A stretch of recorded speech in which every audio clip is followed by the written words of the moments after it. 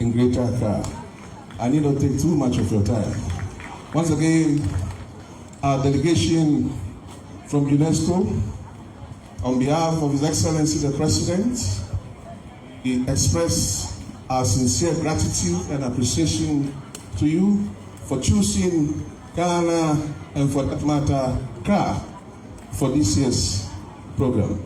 We hope and pray and believe that the First Lady Mayor, the Honorable Elizabeth Tackie, will collaborate with all the stakeholders to ensure that Ghana will really work and make our country, for that matter, Greater Accra, proud between 2023 and 2024. I thank you very much. God bless you. If you have that fair to me, no matter if you know, in your I go wait a minute. I go to the Kanyame. But you go say, yeah. But this is if you are getting big Bashir, but you will for Keha Boni Wakakusum. Ni baby, Kawaii, Homo, Akawo, or Ihani. Akayimi Akafe no say about it. Inchueni monta. If you are ilile iti wa fiu yo madomo manjano. Oni ke fa pamo ahani ka crashien. Ake ito o be denche imbato toshi. Nipa ni fa ka crashien. Na we ke iakebe. Come if I mean, you are paid. American, you get to be a guy for it.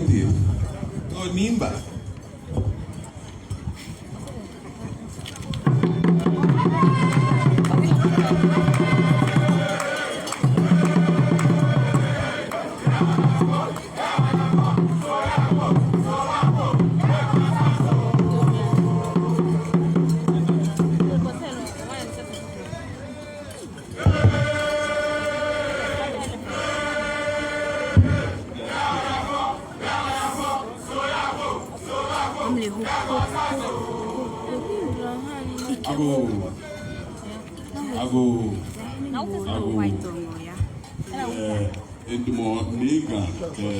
Traditional council for no fire fan. Okay, when Yemi, regional minister, you money about 1 moment. The worker, killer.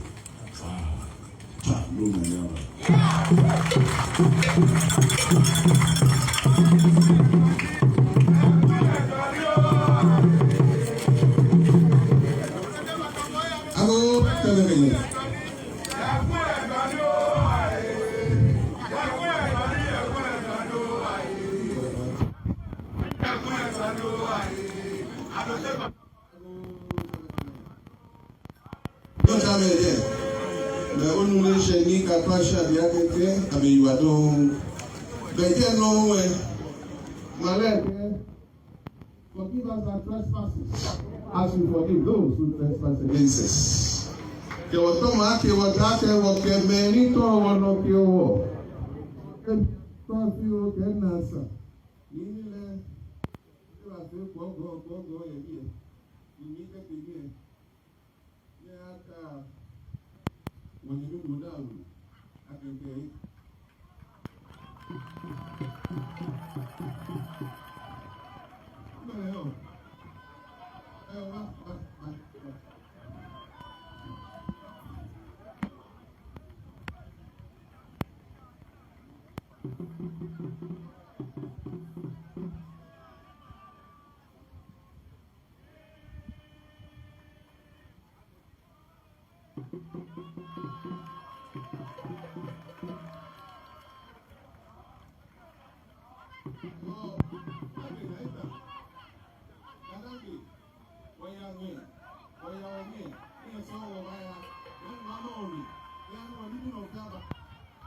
Honorable